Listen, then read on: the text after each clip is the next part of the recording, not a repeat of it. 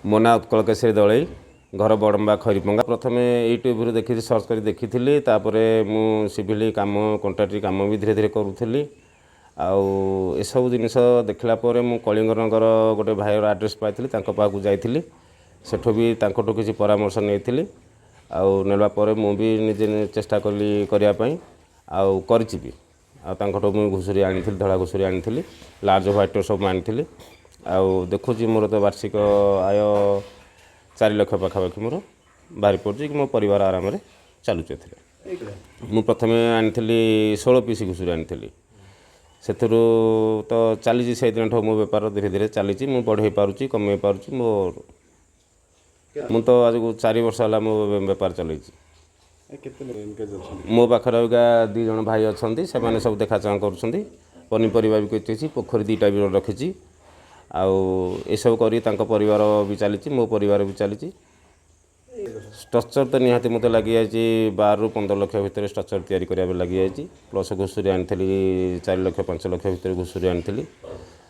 मु तो 3 वर्ष भितर भावुँ ये सब जाकि मोर किसी पैसा मो परिवार आमदानी हो मो पाक तो सेमती बहुत युवपीढ़ी आसुँच विभिन्न जगार भी आसुँच मु समस्त आह्वान दूसरी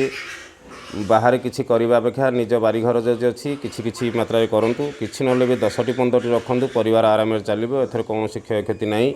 आंकर दरकार सेवा गाई गोरु सेवा आम कर सेवा करवा आउ परिवार एथर कौन माने आर्थिक समस्या एथर धीरे धीरे दूर हो मु बैगण करुच्ची पनीपरिया जहाँ घर पर मोर ये आमदानी हो जाऊँ बेसिकाली तो बैगण लगे भंडा गछ किसी लगे लंका लगे कलरा लगे माने घर पर मोर जी दरकार मुझे कर भाई मैंने भी 2 जन अच्छा से भी कर परिवार किसी किसी जो जाऊँ घर मानक नहीं भी जाऊँ। बुद्धिनाथ स्वाई मांडिया बोले रही 4 वर्ष